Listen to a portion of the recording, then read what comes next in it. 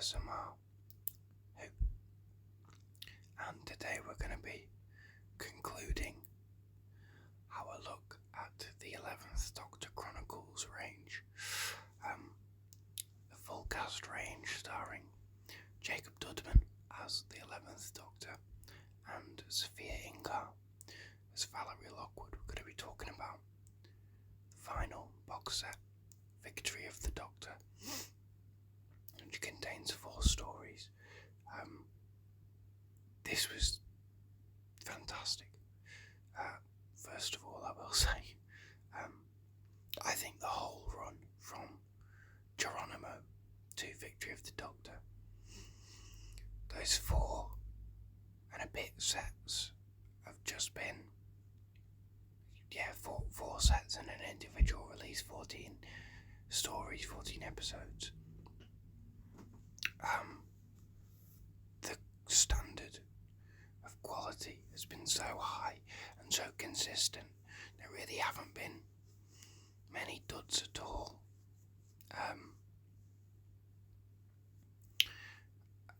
And this was just a fantastic finale, a brilliant way to cap off the story. It was big and it was epic, but it was also quite intimate as well, and character driven, and the arcs that were going through the box sets and stuff, and the whole range, everything really came together really neatly, and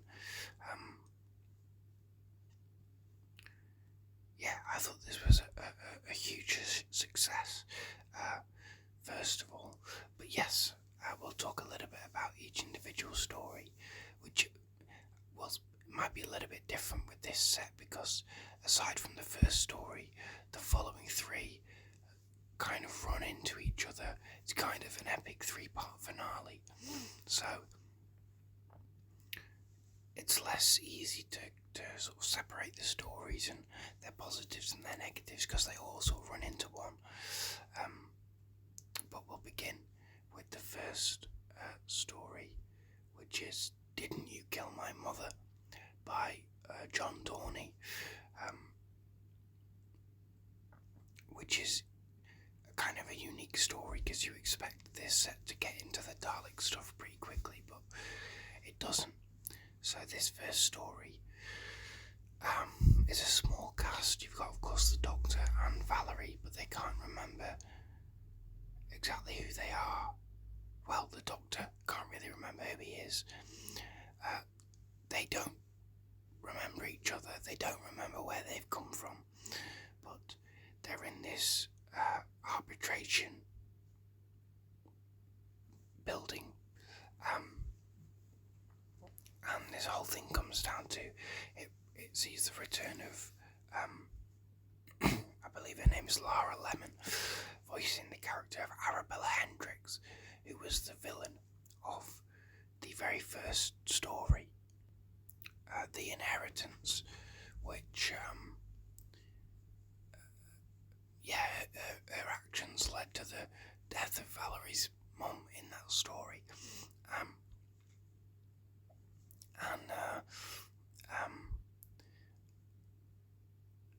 So you've got those 2 characters who are arguing about who is more in the wrong, essentially. And you've got the Doctor, who doesn't really know he's the Doctor. He's there as their arbiter. And then there's also another character who also works in this same building, called Tim. I thought this was an interesting story, an interesting kind of sidestep before we get into the main Dalek action. This was good fun. It had some big reveals. It still fit, though, as part of the box set, even though it was very different to the other 3 stories. You get some very satisfying revelations to questions that have been posed from the start in this story, and then it kind of sets you up for the final epic 3-episode run. So it felt very connected to. It was kind of the precursor, and it was almost the introduction to then your big 3-act finale.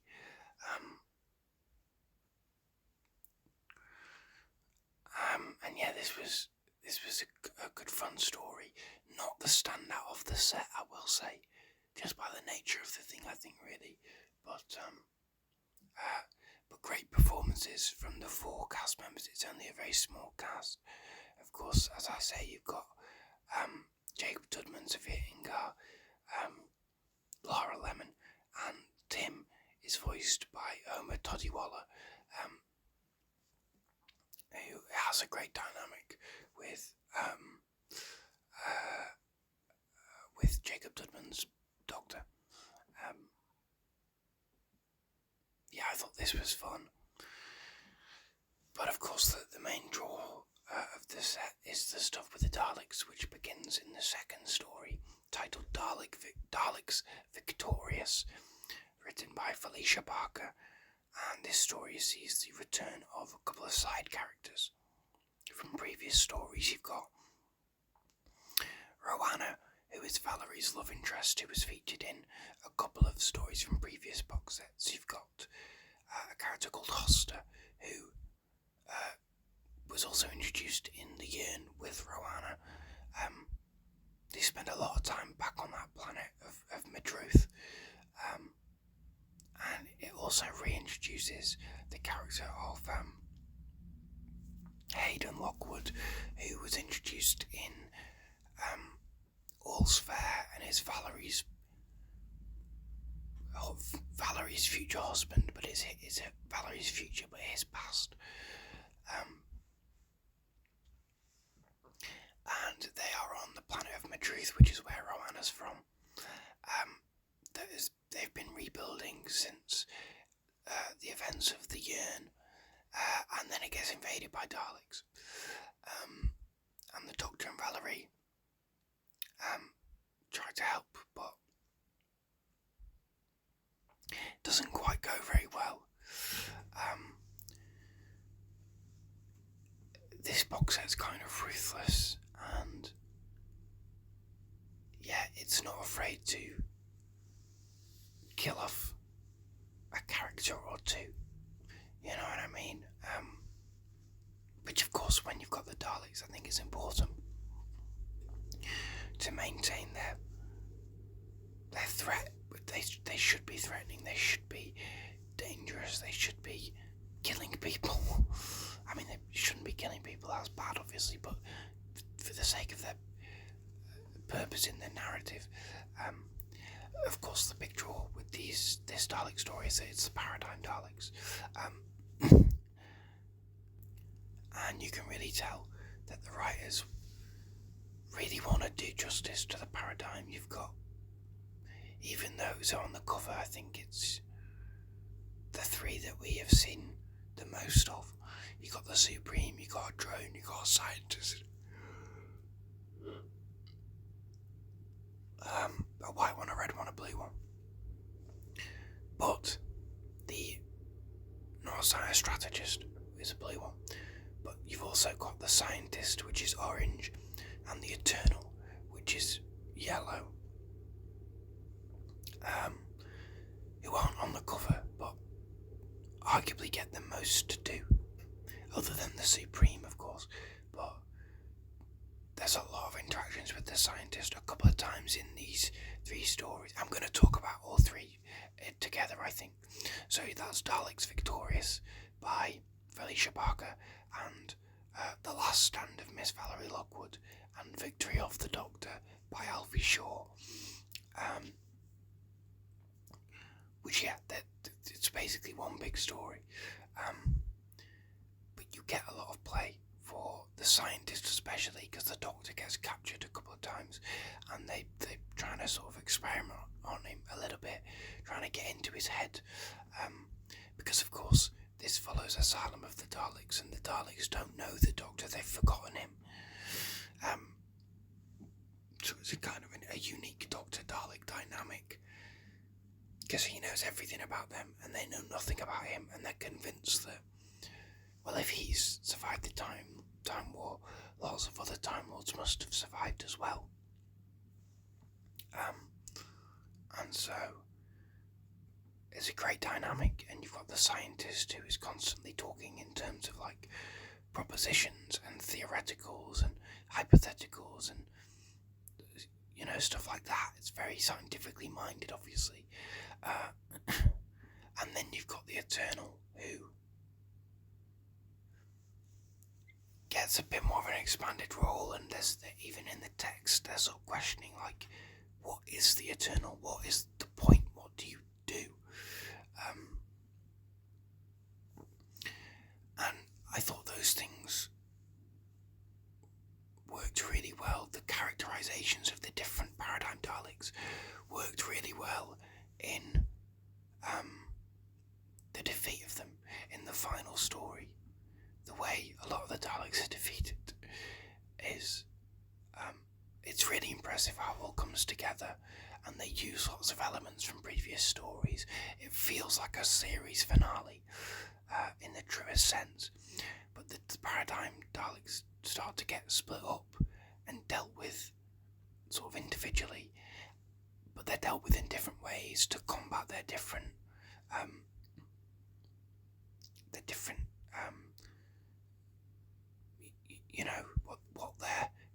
how they work, how they think, how they approach a problem. So they're taken out in different ways, which was just a joy to hear. But yeah, it was sad, but it was very exciting, and of course at the end, Valarie leaves. I won't say how, whether or not Valarie makes it out of the story alive or not, but yeah, at the end, Valarie is out of the picture, of course, and we go into the rest of Series 7. But I thought it was a perfect ending for the character, and I thought that, especially with this Doctor, I just thought it made absolute sense. And I think, I say this every time, to the point where it kind of becomes, it's just a given that the performances from Safiyya Ingar and Jacob Dudman are incredible, and that's no surprise, of course, but it really, they really are fantastic together. And I don't know if Valarie is my favourite 11th Doctor companion. She's got a good shot at it. I'm not sure she is, but I could definitely see a lot of other people feeling that way about her, because she's just she bounces off Dudman so well in that dynamic, and she's an interesting type of companion. She's a different kind of companion that we're used to.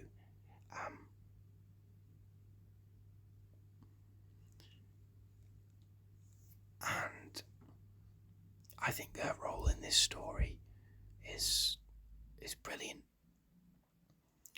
And I think the range in general, you can tell, is people who love this era of the show, who love the characters and really cared about telling a total, complete narrative and storyline within this time of the show. I loved it through and through.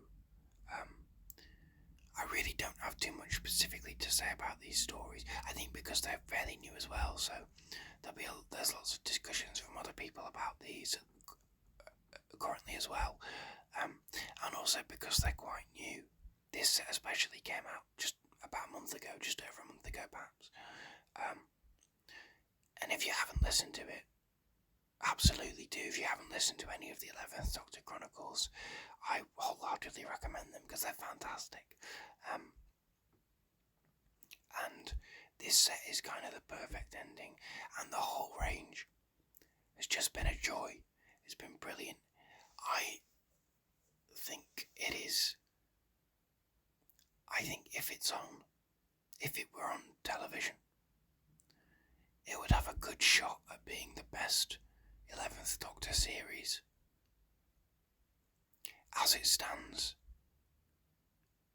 I think it's definitely a stronger series than Series 7, actual Series 7.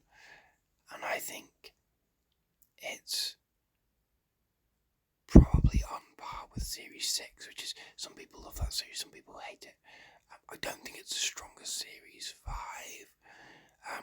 but it's, you kind of view it differently because it's on audio, but there was no point where I ever felt I could quite easily visualise it in my head when I was listening, which I find with a lot of Big Finish. I've got into it now, and I don't really have much problem visualising the story. As long as I'm focusing on the audio, which I absolutely did with all these stories. I know the last time I said that I think with Spirit of the Season I didn't quite give it the time of day. I made sure to not make that mistake with these stories, and they really deserved it. But yeah, I think if this was on TV, I think it would be one of the most popular, one of the strongest 11th Doctor seasons, if not his best. But I think currently I'd put it about on par with Series 6, which is a bit of a mixed bag. Series 6, for me, more good than bad, I think, but it's very mixed. Whereas with this, I don't know that it has necessarily as high highs as Series 6, although they're pretty high, but I also don't think it has as low lows, and even the stories I didn't much care for,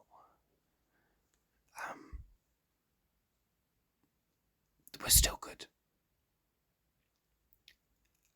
So those are my thoughts on Victory of the Doctor. If I had to rank all 14 stories in the 11th Doctor Chronicles in this Jacob Dudman, Safiyya Ingar, Doctor and Valarie run, which I don't have to, but it looks like I'm going to do it anyway, doesn't it? Let me think about it. I think for me at the bottom, my least favourite, and that's not to say they're bad, but just for me, I think I'd have to put Spirit of the Season, then The Yearn, then I'm gonna put All of Time and Space, then The House of Masks. Then it gets hard, hang on.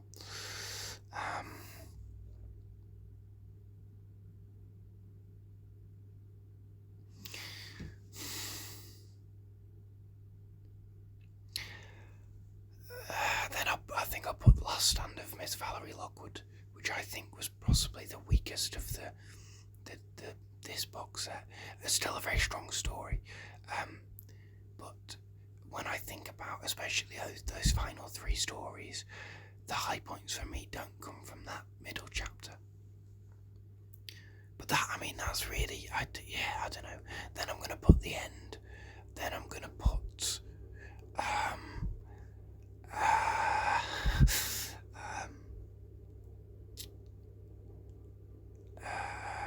Didn't You Kill My Mother? Then The Inheritance, maybe. Then I'll say Victory of the Doctor. Then All's Fair. And Sins of the Flesh.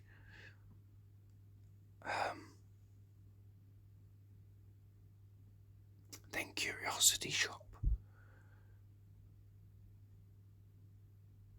Then Daleks Victorious. Then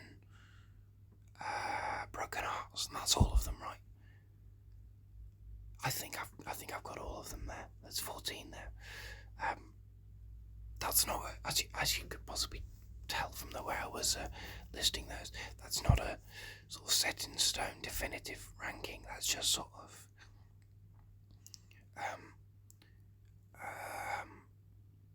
my initial thoughts. I might do actually a follow-up video. I might do a little ranking of all 14 stories.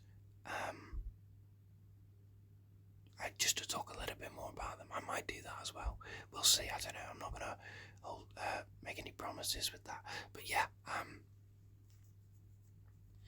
Other than that, those are my thoughts on Victory of the Doctor and the 11th Doctor Chronicles as a whole. So thank you very much for watching, thank you for listening. I think I want to try and, obviously I'm still listening to the main range, the monthly range for Big Finish, but because I've slowed down those videos now, they're not every week, I kind of want to be listening to something else as well, and have two lots of Big Finish on the go at the same time, which this has been great for, but I'm not sure where I'm going to go next. But we'll see, we'll figure it out. But yeah, anyway, thank you very much for your time. Thank you for watching, thank you for listening. Have you listened to this set? Let me know what was your favourite story. And I will see you in the next video. Thank you.